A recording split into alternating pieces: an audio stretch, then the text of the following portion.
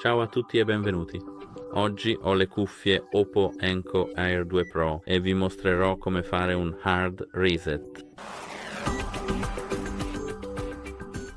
Per prima cosa, allora, dobbiamo toglierle dalla custodia.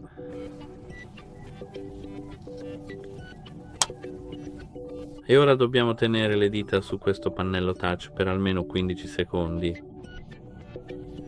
In italiano i numeri da 1 a 15 si dicono così: 1, 2, 3, 4, 5, 6, 7, 8, 9, 10, 11, 12, 13, 14 e 15.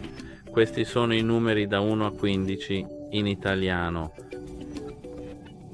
Ora dovrebbero essere state resettate, spero vi sia stato d'aiuto. Arrivederci.